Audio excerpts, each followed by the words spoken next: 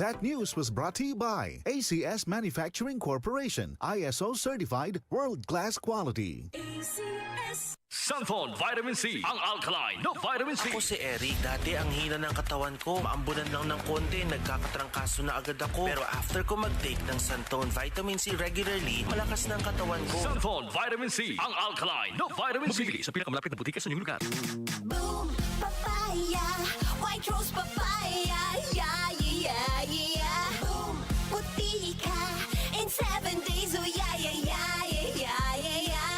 White rose papaya. New White Rose Papaya. May double whitening ng papaya extracts and vitamin B3. Clinically proven magpaputi in as early as 7 days with regular use. Boom, puti ka, white rose papaya, yeah, yeah, yeah, yeah, yeah. Papaya puti, papaya fast. White Rose Papaya with vitamin B3. Manufactured by ACS Manufacturing Corporation. ISO certified world-class quality. ACS.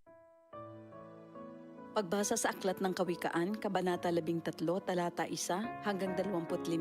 Ang anak na may unaway nakikinig sa kanyang ama, ngunit walang halaga sa palalo ang paalala sa kanya. Natatamo ng mabuti ang bunga ng kanyang kabaitan, ngunit ang ninanasan ng masama ay puro karahasan. Ang maingat magsalita ay nag-iingat sa kanyang buhay, ngunit ang taong madaldal ay nasasadlak sa kapahamakan. Ang tamad ay nangangarap ngunit hindi natutupad, ang hangarin ng masikap ay laging nagaganap. Ang taong matuwid ay namumuhay sa kasinungalingan, ngunit ang salita ng masama ay nakakahiyang pakinggan. Ang mabuti iniingatan ng kanyang katuwiran, ngunit ang masamay ipinapahamak ng likong pamumuhay. May taong nagkukunwang mayaman subalit wala naman, ngunit ang iba'y nag-aayos mahirap bagaman sila ay mayaman. Ang yaman ng isang tao ay pantubo sa kanyang buhay, ngunit sa isang mahirap, ito ay hindi nakababahala. Ang matuwid ay tulad ng maningning na ilaw, ngunit ang masama ay lamparang namamatay. Ang kapalaluan ay nagbubunga ng kaguluhan, ngunit ang pakikinig sa payo ay nagbabadya ng karunungan. Ang kayamanang tinamo sa daya ay madaling nawawala, ngunit ang kayamanang pinaghirapan ay pinagpapala. Ang matagal na paghihintay ay nagpapahina ng kalooban, ngunit ang pangarap na natupad ay may dulot na kasiyahan. Ang nagwawalang bahala sa payo ay hahantong sa sariling kapahamakan,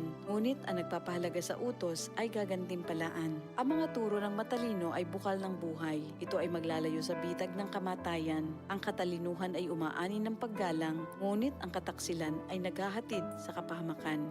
Ang katalinuhan ng isang tao ay nakikita sa kanyang gawa. Sa kilos ay nakikilala ang taong walang unawa. Ang masamang tagapagbalita ay lumilikha ng kaguluhan, ngunit ang mabuting tagapamagitan ay lumulutas ng alitan. Kahihiyan ng kasasadlakan ng hindi nakikinig sa saway, ngunit ang tumatanggap ng payo ay mag-aani ng karangalan. Ang pangarap na natupad ay may dulot na ligaya, ngunit ayaw iwan ng masama ang kasamaan niya. Ang nakikisama sa may unawa ay magiging matalino, ngunit ang kasama ng mangmang ay masusuong sa gulo. Ang hinaharap ng masama ay kahirapan sa buhay, ngunit sagana ang pagpapalang sa matuwid ay naghihintay. Ang matuwid ay nag-iiwan ng pamana hanggang sa kaapu-apuhan, at sa matuwid na uuwi ang naipon ng isang makasalanan. Ang bukid ng mahihirap may pangakong kasaganaan, ngunit ito'y nasasayang dahil sa kawalan ng katarungan.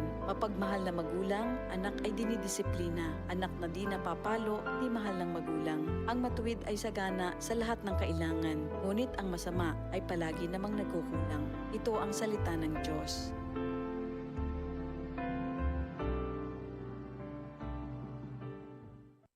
Sa bawat taon, ang Eid al-Adha ay paalala ng sakripisyo at pagmamahal. Isang pagkakataon upang magpasalamat sa mga biyayang natamo at ibahagi ito sa ating kapwa. Mula sa DCXL News 558 kHz RMN Manila, Eid Mubarak.